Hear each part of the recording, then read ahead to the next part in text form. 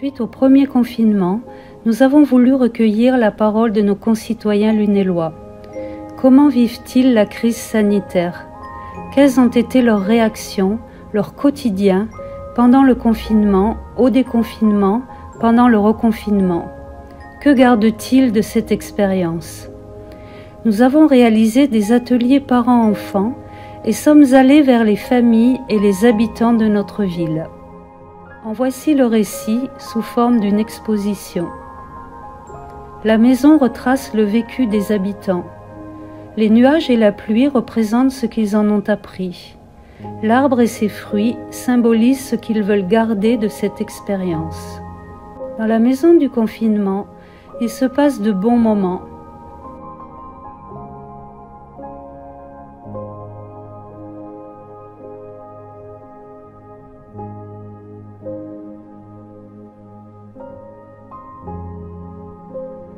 Des moments difficiles.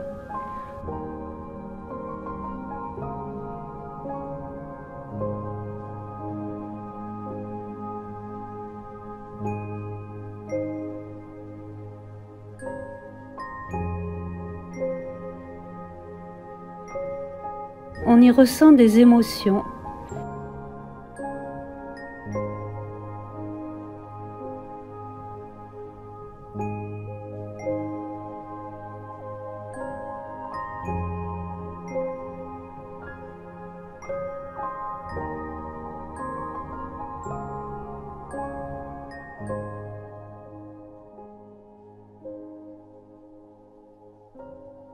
Et on doit y gérer notre espace.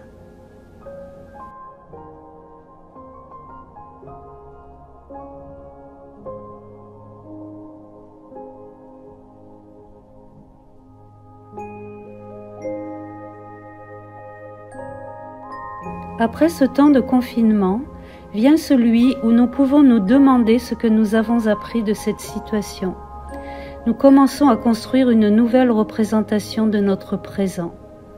C'est comme ces nuages qui apportent des gouttes de pluie bienfaisantes sur notre expérience. La vie reprend de sa force.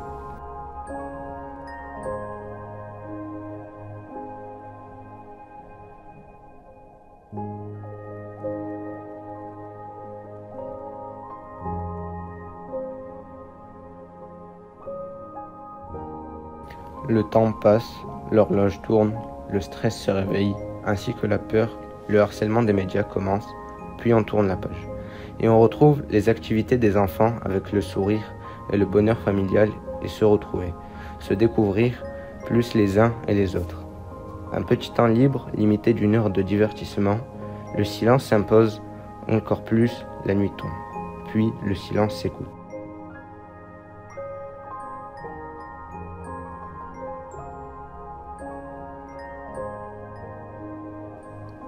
La pluie en tombant forme une rivière qui va venir fertiliser la terre de l'expérience vécue.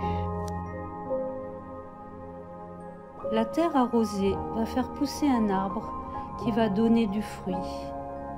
Écouter mon corps, développer mon imagination, revenir à l'essentiel, voir plus souvent les amis.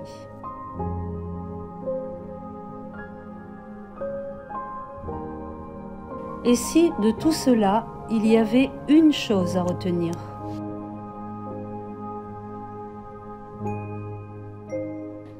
Regarde, je vais te raconter l'histoire du colibri. Ouais. Un jour, il y eut une immense incendie de forêt. Tous les animaux, regarde là, t'as vu? Terrifiés, atterrés, observaient impuissants le désastre. Seul le petit colibri s'activait, allant cherchant quelques gouttes avec son bec pour les jeter sur le feu. Après un moment, le tatou, énervé par cette agitation dérisoire, lui dit « Colibri, tu n'es pas fou? Ce n'est pas avec ces gouttes d'eau que tu vas éteindre le feu. » Et le colibri lui répondit « Je le sais, mais je fais ma part. Regarde le feu là. T'as vu? Wow. » L'histoire ne dit pas si le toucan alla chercher de l'eau dans son gros bec. ou si l'éléphant fit de même avec sa trompe, et s'ils arrêtèrent le virus, enfin l'incendie. Mais rien ne peut nous empêcher d'y croire et de faire notre part. Chers spectateurs, qu'en pensez-vous? Quelle pourrait être votre part? Et à qui pourriez-vous partager cette histoire?